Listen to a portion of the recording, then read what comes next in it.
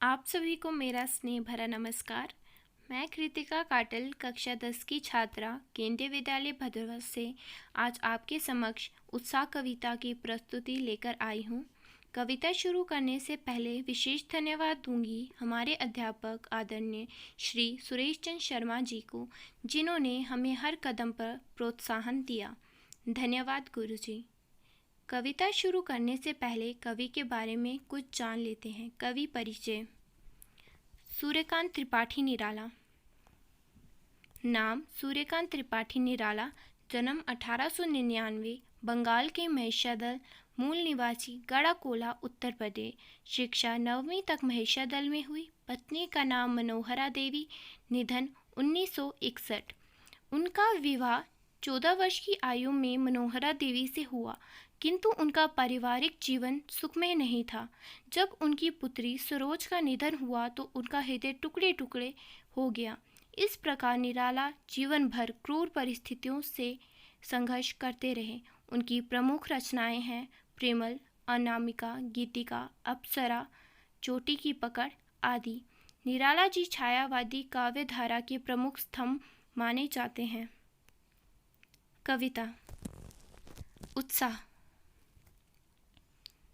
बादल गरजो घेर घेर घोर गगन धारा धरो, ललित ललित काले घुंघराले बाल कल्पना कैसे पाले।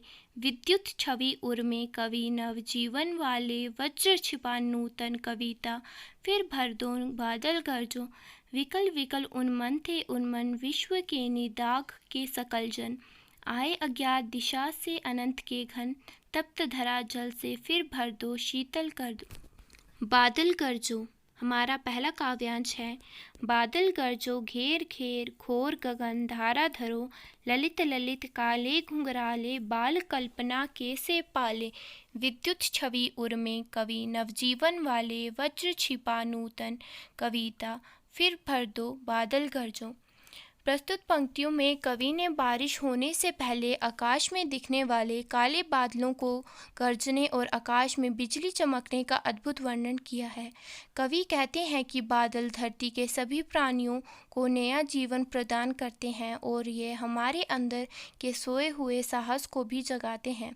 आगे कवि बादल से कह रहे हैं कि हे काले रंग के सुंदर घुंघराले बादल, तुम अपने पूरे आकाश को फैलकर उसे घेर लो और खूब गरजो। कवि ने यहाँ बादल का मानवीकरण करते हुए उसकी तुलना एक बच्चे से की है जो गोल मटोल होता है और जिसके सिर पर घुंघराले एवं काले बाल होते हैं, जो कवि को बहुत प्यारे और सुंदर लगते हैं। आगे कवि बादल की गर्जन में क्रांति का संदेश सुनते हुए कहते हैं कि हे बादल, तुम अपनी चमकती बिजली के प्रकाश से हमारे अंदर पुरुषार्थ भर दो और इस तरह हमारे भीतर एक नए जीवन का संचार करो।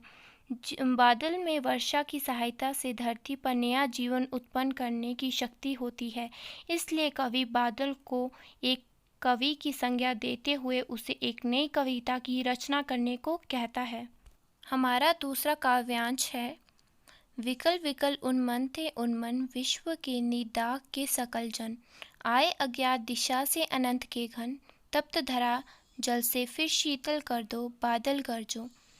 कवि बादलों के क्रांति का प्रतीक मानते हुए ये कल्पना कर रहे हैं कि वह हमारे सोए हुए पुरुषार्थ को फिर से जगाकर हमें एक नया जीवन प्रदान करेगा, हमें जीने की कोई नई आशा देगा।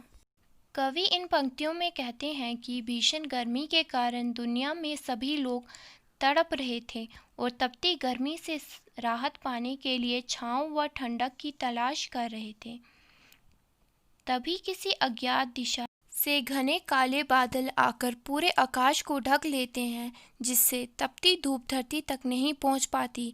फिर बादल घनघोर वर्षा करके गर्मी से तड़पती धरती की प्यास बुझाकर उसे शीतल एवं शांत कर देते हैं। धरती के शीतल हो जाने पर सारे लोग भीषण गर्मी के प्रकोप से बच जाते हैं और उनका मन उत्साह से भर जाता है।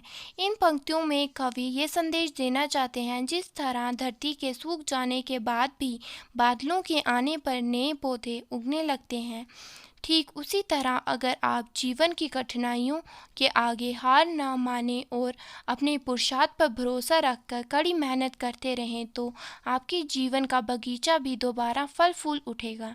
इसलिए हमें अपने जीने की इच्छा को कभी भी मरने नहीं देना चाहिए और पूरे उत्साह से जीवन जीने की कोशिश करनी चाहिए।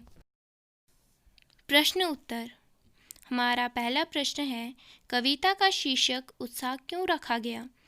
कवि ने गीत में बादलों के माध्यम से लोगों में उत्साह का सृजन करने को कहा है। वह लोगों को क्रांति लाने के लिए उत्साहित करना चाहते हैं, इसलिए कविता का शीर्षक उत्साह रखा गया है। हमारा दूसरा प्रश्न है, बादल कवि के किस भाव का प्रतीक है? उत्तर, बादल कवि के लोक कल्याण के भाव का प्रतीक है। वह बादलों के माध्यम से जन क्रांति लाना चाहते हैं। हमारा अगला प्रश्न है, उत्साह कविता में कवि ने कविता करने वाले कवियों के लिए किस संबोधन का प्रयोग किया है? उत्तर, उत्साह कविता में कवि ने कवियों के लिए नवजीवन वाले संबोधन का प्रयोग किया है। हमारा अगला प्रश्न है, कविता में बादल किन किन अर्थों की ओर संकेत करता है? उत्तर, कविता में बादल निम्नलिखित अर्थों की ओर संकेत करता है। पानी बरसाकर सबकी प्यास बुझाता है और सुखी बनाता है। गर्जन कर क्रांतिकारी चेतना जागृत करता है। नवनिर्माण कर नवजीवन प्रदान करता है। हमारा अगला प्रश्न है, विद्युत छवि उर्मे पंक्ति का अर्थ स्पष्ट कीजिए। उत्तर, कवि कहना चाहते हैं कि बादलों के हृदय में बिजली की जो रेखा है वह मानव समुदाय को नया जीवन देने वाली अद्भुत शक्ति है। हमारा अगला प्रश्न है, कवि बादल से बार बार गरजने का आग्रह क्यों करते हैं? उत्तर, कवि बादल से बार बार गरजने का आग्रह करते हैं क्योंकि बादल का गरजना क्रांति का सूचक है। कवि समाज में परिवर्तन लाना चाहते हैं, इसके लिए क्रांति की आवश्यकता है। बादल के गरजने के बाद वर्षा होती है, अर्थात क्रांति का सुखद परिणाम होगा। हमारा अगला प्रश्न है, कवि ने बादल के उर में विद्युत छवि को किन संदर्भों में जोड़ा है? उत्तर, घने काले बादलों के बीच में चमकती बिजली की रेखा नया जीवन देने वाली है। प्रचंड गर्मी से जब समस्त प्राणी जगत त्राही तराही करने लगता है तब बादल बरस कर उनमें नया जीवन डाल देते हैं। हमारा अगला प्रश्न है, निराला जी ने बादलों की तुलना कवि से क्यों की है? उत्तर, निराला जी ने बादलों की तुलना कवि से निम्नलिखित वाक्यों में की है। पहला, क्योंकि उन्हें बादलों के हृदय में किसी कवि की तरह असीम ऊर्जा भरी हुई दिखती है। दूसरा, जिस प्रकार बादल बरसकर सूखी फसलों को हरा भरा बना देते हैं, उनमें जान डालते हैं, उसी प्रकार कवि भी अपनी कृतियों से लोगों में एक नया जोश, उमंग और उत्साह भर देते हैं। तीसरा, बादलों के आने पर खुशी का माहौल बन जाता है। बादल और कवि समाज में क्रांति का जोश भर देते हैं। चौथा, जिस तरह बादलों के आने पर बेजान पौधे में भी नई जान आ जाती है, उसी तरह ही कवि के कविता को पढ़कर मनुष्य में उत्साह और जोश भर जाता है। इसलिए निराला जी ने बादलों की तुलना कवि से की है। आइए कुछ कठिन शब्दों के ऊपर नज़र डाल लेते हैं।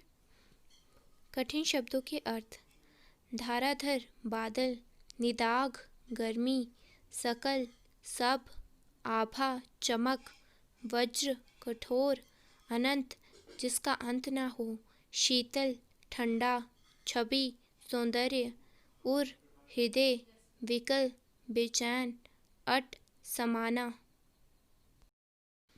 आशा है आप सभी को ये कविता अच्छे से समझ आ गई होगी। धन्यवाद।